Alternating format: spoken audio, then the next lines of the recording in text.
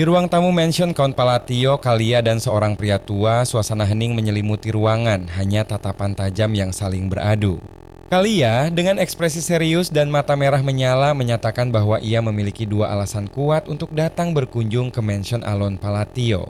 Kalia menjelaskan alasan pertamanya, yaitu untuk mengonfirmasi niat Count Palatio, dikelilingi rantai dan bayangan gelap yang melambangkan kekuasaan. Kalia melanjutkan penjelasannya, menyoroti bahwa Alon memiliki kartu as yang mampu menimbulkan kerusakan besar pada Zenonia, keluarga Kalia, dengan tatapan tajam yang penuh perhitungan.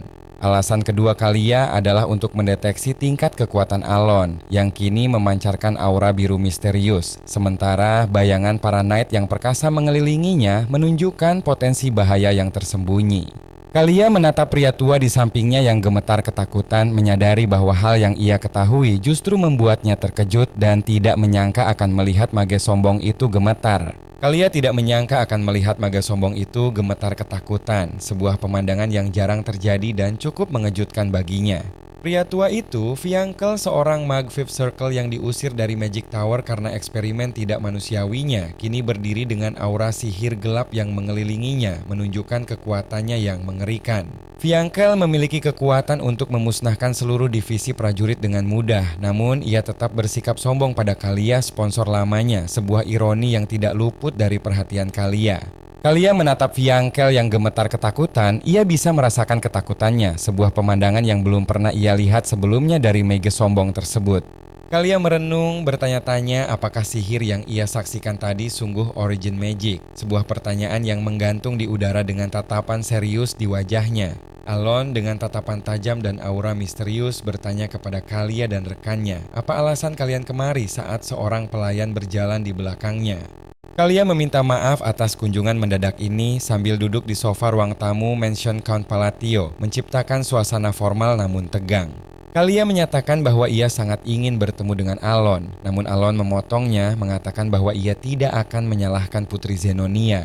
Alon menjelaskan bahwa ia ingin meluruskan satu hal, bahwa apa yang ia lakukan tadi bukanlah origin magic, dengan ekspresi serius dan tatapan tajam. Alon melanjutkan, jika Kalia sungguh ingin mengklasifikasikan kemampuannya, ia hanyalah seorang mage second circle, sebuah pernyataan yang mungkin mengejutkan Kalia. Alon menjelaskan bahwa mage di samping Kalia pasti tahu bahwa sihirnya tadi tidak punya efek apapun, tidak bisa digunakan untuk bertahan maupun menyerang, sehingga maksudnya adalah Kalia dan Fiankel duduk terdiam, menyadari bahwa mereka harus tetap diam atas apa yang telah mereka lihat, sebuah rahasia yang kini mereka bagi bersama. Fiankel terkejut dan tidak percaya, benar sepertinya saya salah menilai, gumamnya saat Kalia menatapnya dengan ekspresi terkejut. Fiankel bersikap sopan. Alon menghela napas lega, Fiu, syukurlah, gumamnya. Bagus, karena kesalahpahaman ini telah terselesaikan, mari kita langsung ke intinya.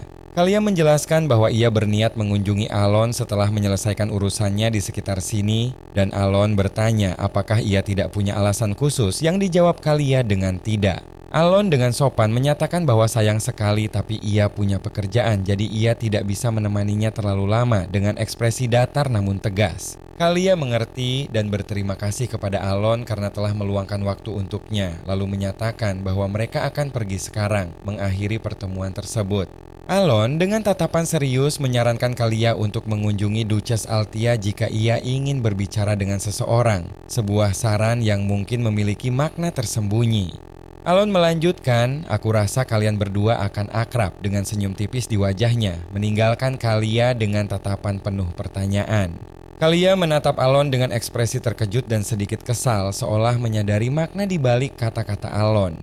Kalia dengan senyum tipis dan anggun menyatakan kalau begitu, aku akan mengunjunginya, menerima saran Alon dengan sikap yang penuh misteri. Kereta kuda mewah milik keluarga Zenonia meninggalkan mansion Count Palatio, menciptakan suara gemerincing roda yang memecah keheningan pagi. Dua penjaga di depan mansion bertanya-tanya kenapa Zenonia, keluarga yang hancur dari barat, datang kemari, dan salah satu dari mereka menjawab bahwa ia juga tidak tahu alasannya. Alon dengan ekspresi lelah dan sedikit kesal menyadari bahwa ini akan jadi masalah, sebuah pemikiran yang mengindikasikan adanya intrik baru yang akan datang. Alon menyadari bahwa jika rumor palsu mengenai dirinya yang menggunakan origin magic menyebar, mereka yang haus akan kekuatan akan mulai menantinya, sebuah ancaman yang harus ia hindari. Alon berharap Kalia dan Fiangkel mengerti maksudnya karena tidak mungkin Zenonia akan mengunjungi Altia, dua kekuatan yang berkompetisi di dunia bawah. Alon dengan ekspresi lelah dan sedikit kesal hanya berharap mereka tidak datang padanya, menunjukkan keinginannya untuk menghindari masalah lebih lanjut. Kalia dengan tatapan penasaran bertanya-tanya apa yang sebenarnya digunakan Count Palatio, sebuah pertanyaan yang menggantung di udara saat kereta kudanya melaju pergi. Kalia yang kini duduk di dalam kereta kembali bertanya kepada Fiangkel, apakah sihir yang mereka lihat tadi sungguh origin magic, sebuah pertanyaan yang masih mengganggunya. Fiangkel dengan ekspresi ketakutan yang masih terlihat jelas di wajahnya menjawab tidak, bukan origin magic, namun Kalia segera menanyakan kenapa reaksinya tadi seperti itu. Fiangkel menjelaskan bahwa origin magic adalah sihir yang menetapkan hukumnya sendiri, sebuah konsep yang rumit dan hanya bisa dikuasai oleh mage tingkat tinggi. Fiangkel melanjutkan penjelasannya bahwa origin magic bekerja pada kanvas prinsip-prinsip absolut dan tak berubah, dan itu hanya diperbolehkan untuk mage tingkat atas, sebuah kekuatan yang sangat langka.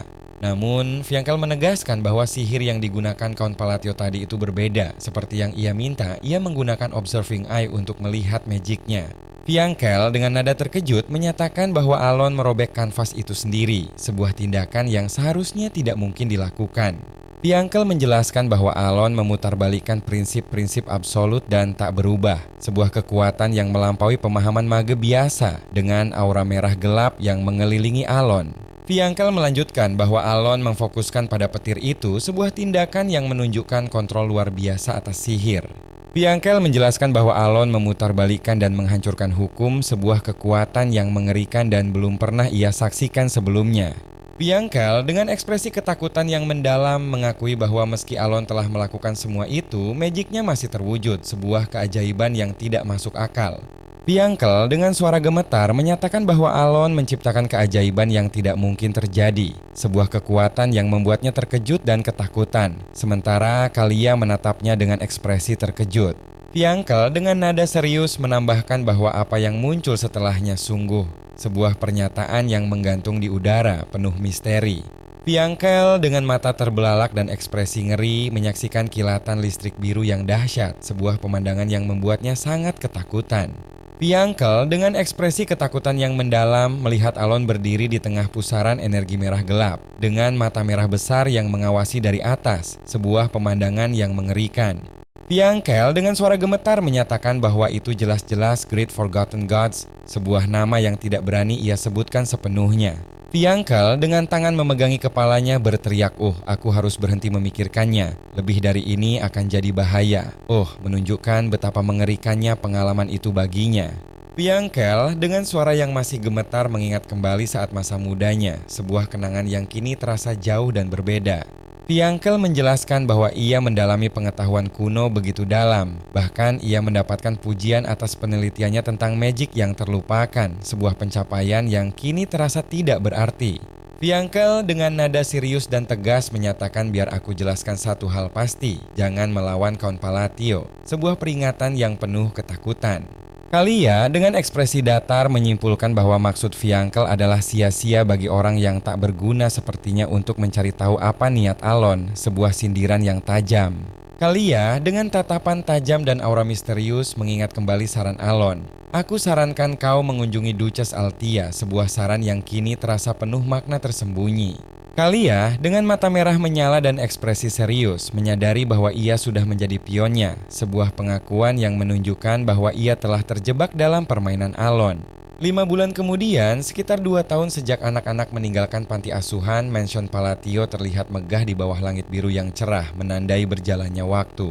Alon yang kini duduk di mejanya memanggil Evan, "Hey Evan," dengan nada santai memulai percakapan baru.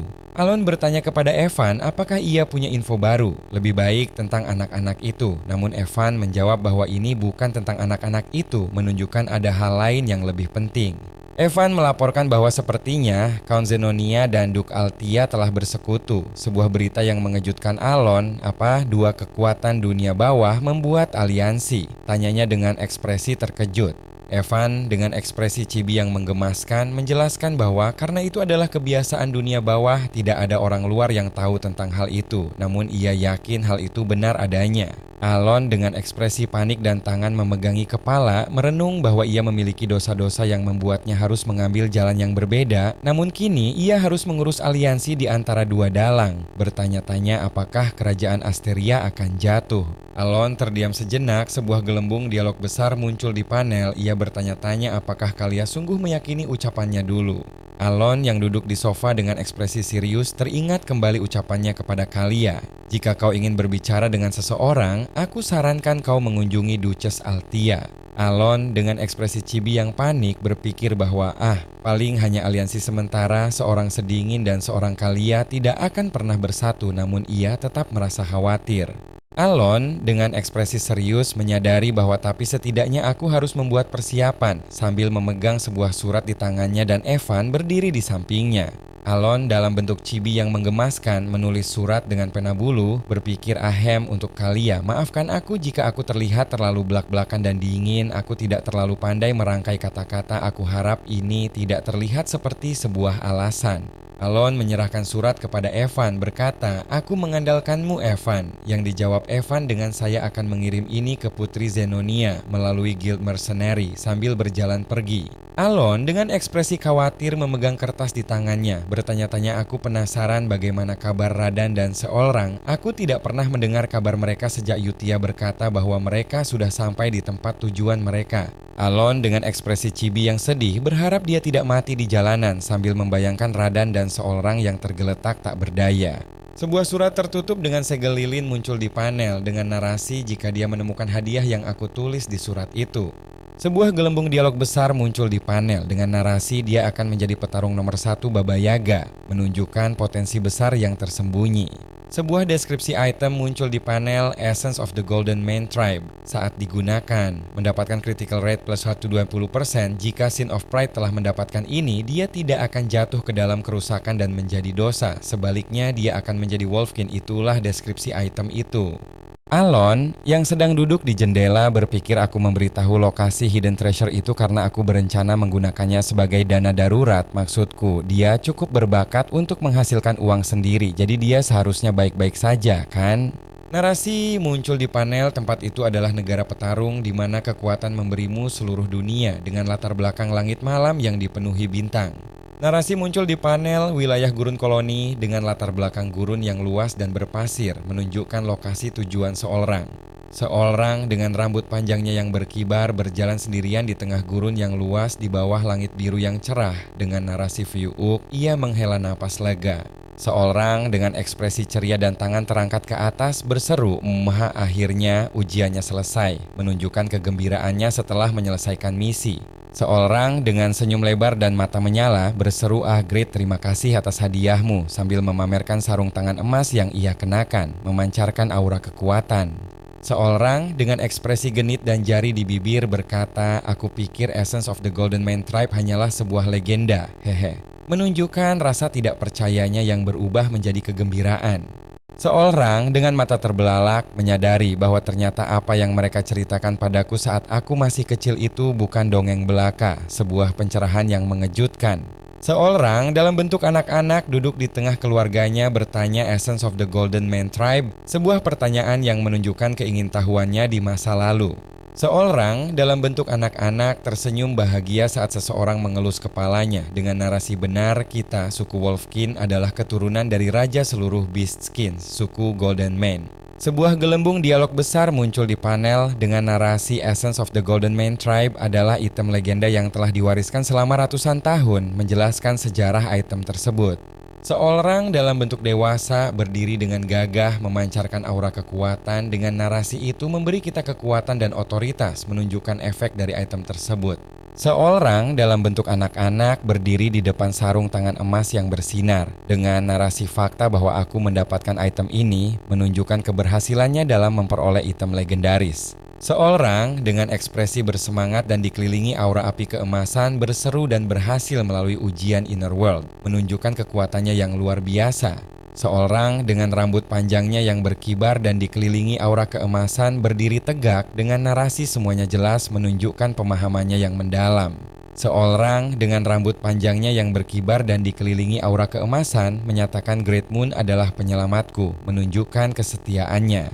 Seorang dalam bentuk anak-anak terbaring lemah di tanah dengan narasi orang yang menyelamatkanku dari kematian karena eksperimen itu menunjukkan masa lalunya yang kelam dan penyelamatnya. Seorang melanjutkan narasinya, dia memberiku kekuatan pasti untuk membalaskan dendamku pada Black Dragon yang membunuh orang tuaku, menunjukkan tekadnya yang membara untuk membalas dendam.